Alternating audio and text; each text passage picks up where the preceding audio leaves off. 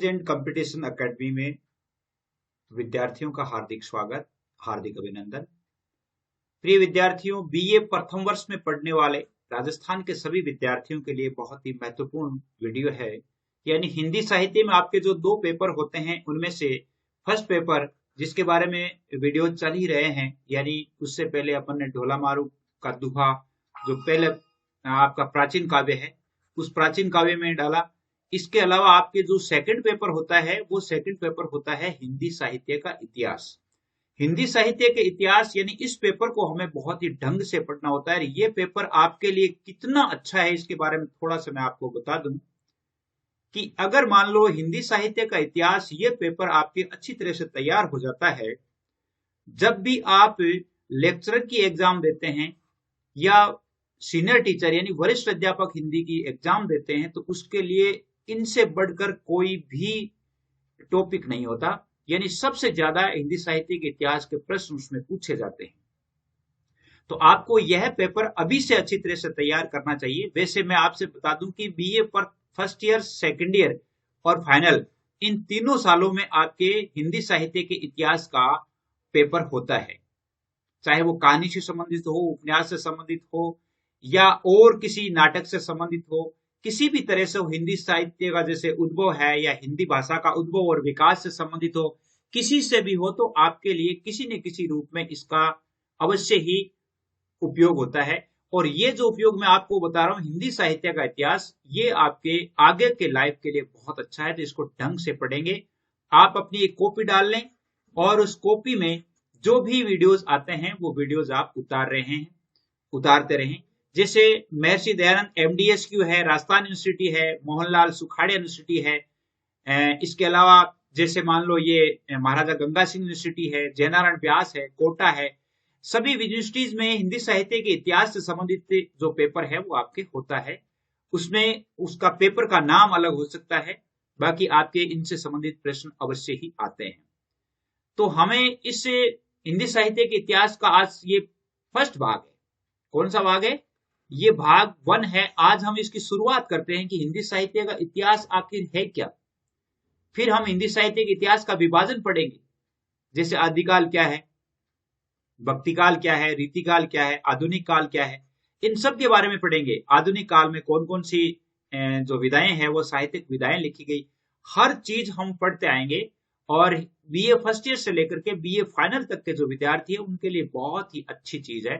तो इसलिए आप अवश्य ही पढ़े। और यदि कोई विद्यार्थी जैसे मान लो सेकंड ग्रेड की तैयारी करने वाला है या कोई व्याख्याता की तैयारी करने वाला, तो उनके लिए तो यह है वीडियो रामबाण है। यूं कह सकते हैं कि आप इससे अच्छा जो है बहुत कुछ सीख सकते हैं। बहुत सारी अच्छी अच्छी बुक्स में से संदर्भ लिया गया है, तो आप ध्यान पूर्वक पढ़ें, अपनी कॉपी में इनको उतार लें। बीए प्रथम वर्ष के विद्यार्थी ध्यान से देखें। इनमें से आपके अगर छोटे प्रश्न होंगे तो भी इनमें से आने हैं और बड़े प्रश्न होंगे तो भी वो भी इनमें से ही आने हैं। तो आप निश्चित रूप से मेरे साथ बने रहें। और आपके लिए जो व्हाट्सएप के ग्रुप्स बनाए गए हैं उनके बारे में भी मैं आपको बता दूंगा कि कॉलेज और कंपटीशन के लिए ग्रुप्स बनाए गए। कॉलेज और कंपटीशन दोनों साथ साथ हम तैयारी करेंगे, कॉलेज की भी करेंगे और कंपटीशन की भी करेंगे। कंपटीशन के जैसे कुछ वीडियो जारी किए जा चुके हैं और इसके अलावा अगला वीडियो है वो जस्ट ही आने वाला है, यानी पार्ट 2 आने वाला है राजस्थान जीके का, जो आपके राजस्थान पुलिस की तैयारी करने वाले हैं आप, तो उनके लिए बहुत ही अच्छा होगा। तो आइए चलते हैं आज के इस पार्ट पर कि आपका हिंदी साहित्य का इतिहास की शुरुआत हम कैसे करें। सबसे पहले देखिए कि हम हिंदी साहित्य का जो इतिहास है, आज के अध्ययन के बिंदु क्या है। अध्ययन के बिंदु है आज की इतिहास है क्या और हिंदी साहित्य के इतिहास लेखन की परंपरा क्या है। 2 बिंदुओं पर हम चर्चा करेंगे। तो सबसे पहले इतिहास के बारे में, इतिहास के जनक हैं अपने हेरोडोटस, यूनान के विद्वान है हेरोडोटस। उन्होंने इतिहास की क्या परिभाषा दी है? उन्होंने इतिहास की परिभाषा दी है कि इतिहास एक वैज्ञानिक एवं मानवीय विधा है। इतिहास क्या है? एक वैज्ञानिक और मानवीय विधा है। इस विद्वान ने 6ठी शताब्दी में इतिहास का अर्थ किया।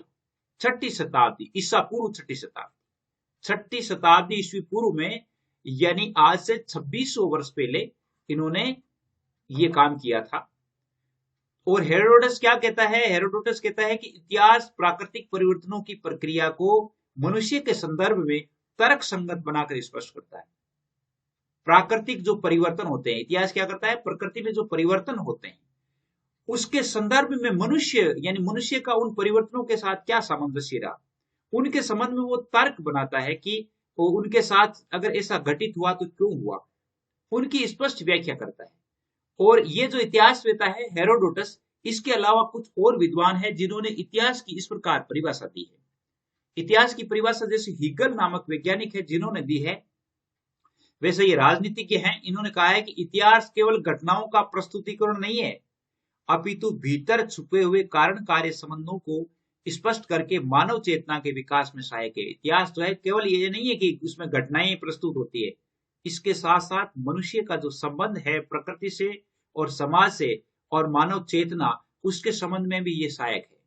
डार्विन क्या विचार व्यक्त करते हैं? डार्विन कहते हैं कि इतिहास मानव स्थिति का यथार्थ एवं विकासवादी दृष्टिकोण। इतिहास क्या है? मनुष्य की जो स्थिति है उसका यथार्थ वर्णन करता है कि प्राचीन काल में मानव कैसे हुआ करता था, मानव ने कैसे विकास किया और विकास की कैसी अवस्थाएं रही, उन सभी का वर्णन है वो करता है। तो इतिहास क्या है? तो यही हम हिंदी साहित्य के इतिहास की एक भूमिका है। अब भारत में इतिहास लेखन की परंपरा क्या है? ये तो विदेशी विद्वान है, डार्विन है, हिगल है, हेरोडोटस है, ये सब विदेशी है। भारत में इतिहास लेखन की परंपरा क्या है? भारत में इतिहास लेखन की परंपरा पाश्चात्य लेखन की परंपरा से भिन्न है। भारत में इतिहास लेखन की परंपरा पाश्चात्य लेखन की परंपरा से भिन्न है। प्राचीन भारतीय इतिहासकार घटनाओं एवं तिथियों के संकलन के साथ ही मानव जीवन के स्थायी मूल्यों की परंपरा को खोजने में विश्वास रखते थे। हमारे जो भारतीय इतिहासकार है वो तिथियों का संकलन तो करते ही, उसके साथ साथ मनुष्य का जो स्थायी मूल्य है और मनुष्य ने इतिहास में कौन सी परंपराएं विकसित की है, वो परंपराएं क्या थी, उन परंपराओं के संबंध में वो विश्वास रखते हैं। इसलिए हमारा जो इतिहास है वो भारत का इतिहास महाभारत और पुराणों के रूप में मिलता है। अब जैसे मान लो आपके यह छोटा प्रश्न आ सकता है कि भारत का इतिहास मिलता है महाभारत एवं पुराणों के रूप में। इन ग्रंथों के आधार पर ऐतिहासिक तथ्यों एवं इतिहास को लिखा जा सकता है, किंतु इतिहास को लिखा जा सकता है किंतु इनको यथावत इतिहास नहीं माना जा सकता। महाभारत और पुराणों के रूप में जो इतिहास हमें मिला है, इस इतिहास को हम वास्तविक इतिहास नहीं मान सकते। क्यों? इसका कारण क्या है? क्योंकि हिंदी साहित्य का इतिहास लेखन इससे पूर्व ऐतिहासिक तथ्यों को ध्यान में रखना आवश्यक है। क्या आवश्यक है? क्या कहते हैं कि भाषा के साहित्य इतिहास में मनुष्य, समाज या उसका शासक प्रत्यक्ष रूप में नहीं लेकर के रचनाओं के माध्यम से प्रस्तुत होता है। भाषा का इतिहास होता है तो उसमें जैसे मनुष्य है, समाज है या शासक है, वो प्रत्यक्ष रूप से हमारे सामने थोड़ी होते हैं, सामने नहीं होते, लेकिन रचनाओं में हम उनके बारे में पढ़ते हैं। तो रचनाओं के रूप में पढ़ते हैं तो वो रचनाएं, जैसे मान लो एक राजा है जो अपनी रचना अपने दरबारी से लिखवाता है। अब दरबारी अगर वो राजा कितना ही निरंकुश रहा है या कितना ही बदमाश रहा है, तो क्या वो राजा की बुराई कर सकता है? नहीं कर सकता। इसलिए हम क्या है कि कई बार जो राजाओं के द्वारा जो लिखाई गई जो पुस्तकें हैं, उनको हम वास्तविक इतिहास या तत्कालीन वास्तविक सामाजिक इतिहास से नहीं जोड़ सकते, उसके लिए और खोज करनी पड़ती है। ये एक दुधारी तलवार होती है जिस पर साहित्य के इतिहासकार को चलना होता है। साहित्य का इतिहासकार यदि जो बात लिखता है वो यथार्थ इतिहास लिखे तभी वो इतिहासकार है, अन्यथा वो इतिहासकार नहीं होता। अतः साहित्य के इतिहास में मानवीय विकास के स्थूल और सूक्ष्म दोनों रूपों का विकासात्मक अध्ययन आवश्यक होता है। स्थूल रूप का भी अध्ययन करना होता है, सूक्ष्म रूप का भी अध्ययन करना होता है। हिंदी साहित्य के इतिहास लेखन की परंपरा वस्तुतः इतिहास शब्द से राजनीतिक और सांस्कृतिक इतिहास का बोध होता है। यानी हिंदी साहित्य के इतिहास लेखन की परंपरा कहां से हुई? देखिए, थोड़ा सा आज शुरुआत है तो शुरुआत में थोड़ा आपको टफ लगेगा, लेकिन बाद में जब ये इतिहास का विभाजन हो जाएगा तो उसके बाद बहुत ही आनंद आएगा। आप देखेंगे कि वास्तव में बहुत ही अच्छी चीज है। सृष्टि की कोई भी ऐसी वस्तु नहीं है जिसका इतिहास से संबंध नहीं हो। 19वीं और 20वीं शताब्दी से पूर्व भी अनेक कवि और लेखकों की प्रामाणिक रचनाएं प्राप्त होती है। 19वीं 20वीं शताब्दी की मिलती है, इससे पहले की रचनाएं भी मिलती है, उनके लेखकों का नाम भी मिलता है। जिनमें विभिन्न कवियों के जीवन वृत्त होता है, उनका परिचय दिया गया। जैसे 84 वैष्णव की वार्ता है, 252 वैष्णव की वार्ता है जो गोकुलनाथ की लिखी हुई है, भक्तमाल जो नाबादास की लिखी हुई है। हिंदी साहित्य के इतिहास लेखन के लिए ये एक बहुत ही प्रेरक ग्रंथ रहे हैं। 84 वैष्णव की वार्ता जिसमें 84 कवियों का वर्णन है, 252 में 252 वैष्णव कवियों का वर्णन है जो गोकुलनाथ की लिखी हुई है। भक्तमाल जो नाबादास की लिखी हुई है, इसमें भी बहुत सारे कवियों का, लेखकों का वर्णन है और इसके साथ साथ उसमें उनकी रचनाओं का संकलन भी है, यानी उनकी रचनाएं भी है।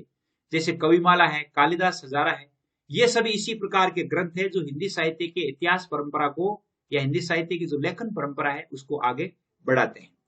लेकिन इनमें क्या है, इनमें कालक्रम नहीं है, संसमत नहीं है, इसके कारण हम इनको इतिहास की संज्ञा नहीं दे सकते। हालांकि 84 वैष्णव की वार्ता में 84 कवियों का वर्णन है, इसमें 252 का वर्णन है, भक्तमाल में भी बहुत सारे कवियों का वर्णन है, लेकिन उनमें संसमत नहीं दी हुई है, कालक्रम नहीं दिया हुआ है, इसलिए हम इसे इतिहास नहीं कह सकते।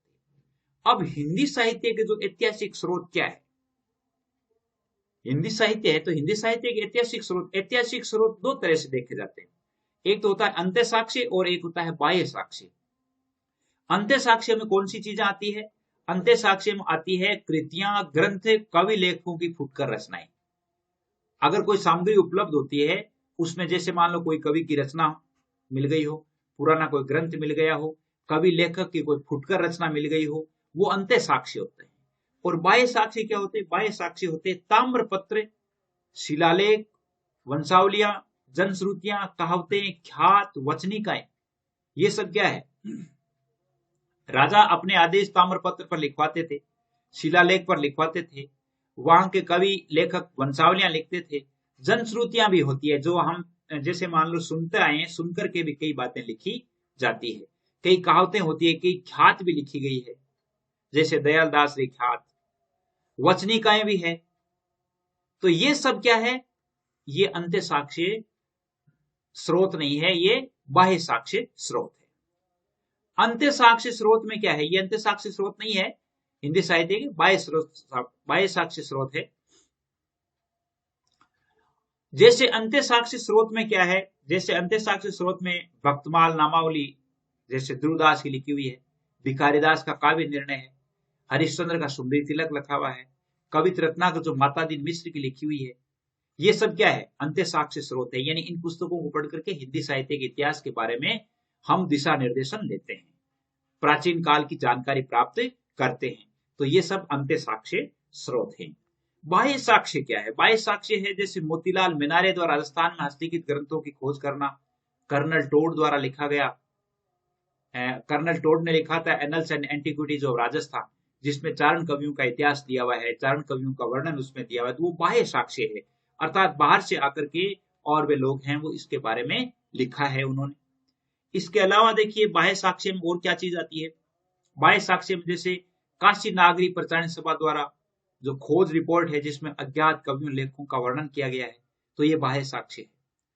अब हम ये देखेंगे, अब वास्तविक बात यहां से आती है। वास्तविक बात कहां से आती है?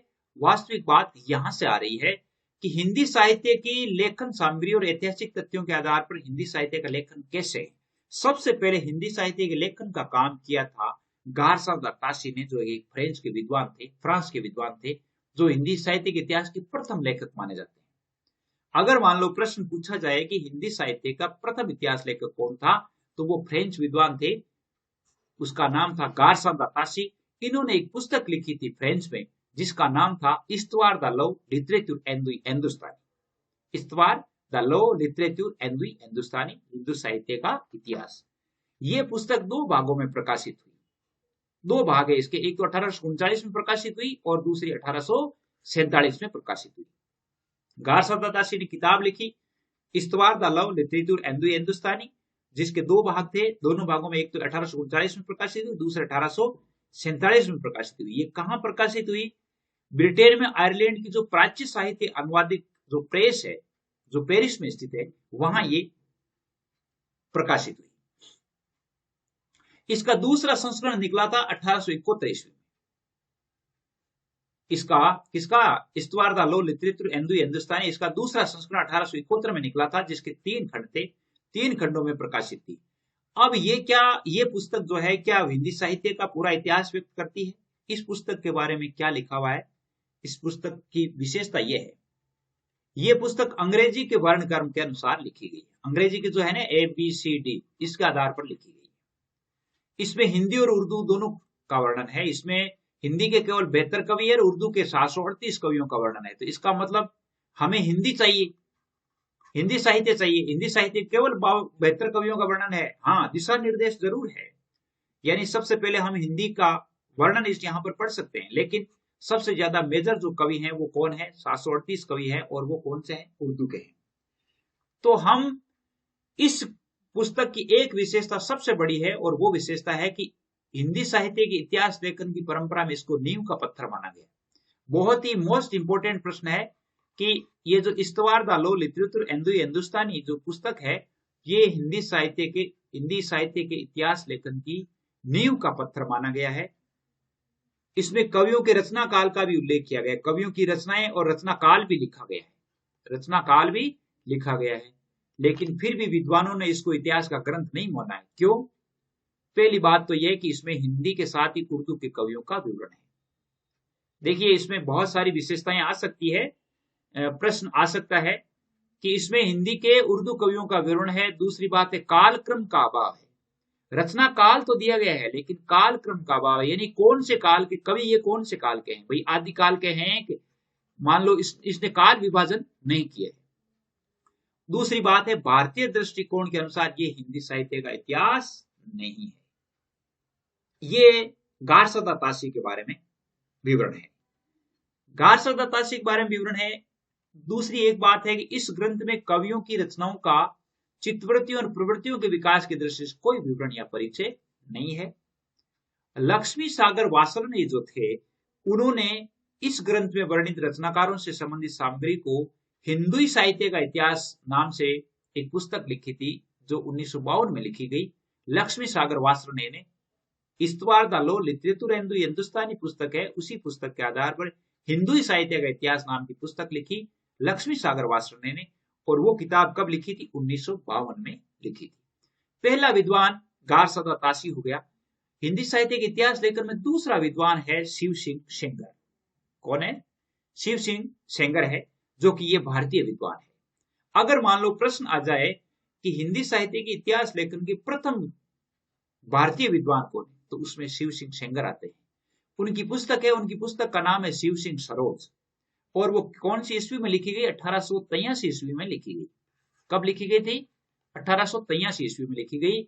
और ये किताब कहां से प्रकाशित हुई? नवल किशोर प्रेस लखनऊ से प्रकाशित हुई थी। इसमें लगभग 1000 कवियों का जीवन चरित्र है, यानी हम एग्जैक्ट देखें तो 1003 कवियों का वर्णन इसमें मिलता है, जिसमें जन्म काल और उनकी रचना काल दी गई है, यानी जितने भी कवि है उनका जन्म कब हुआ और उनका रचना काल क्या है। अब वो कितनी सही है कितनी सही नहीं है वो आगे की बात है, लेकिन 1000 कवियों का वर्णन इसमें जरूर किया गया है। शिव सिंह सेंगर थे। शिव सिंह सेंगर ने सबसे ज्यादा कालिदास हजारा पुस्तक जो है, कालिदास हजारा, उस पुस्तक को इस्तेमाल करके उस पुस्तक के निर्देशन में उन्होंने सबसे ज्यादा लिखा है, उससे ज्यादा प्रभावित हुए। अब अगर मान लो हम देखें तीसरा जो लेखक है वो है जॉर्ज ग्रियर्सन। हिंदी साहित्य के इतिहास लेखन के लिए तीसरा जो लेखक बनता है वो है जॉर्ज ग्रियर्सन, और उन्होंने एक पुस्तक लिखी थी जिस पुस्तक का नाम था modern vernacular literature of Hindustan. वो 1888 में लिखी गई, वो 1888 में लिखी गई थी।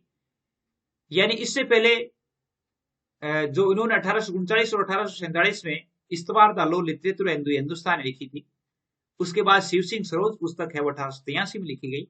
1888 में modern vernacular literature of Hindustan लिखी गई, जो Calcutta Asiatic Society of Bengal के विशेषांक रूप के रूप में प्रकाशित हुई।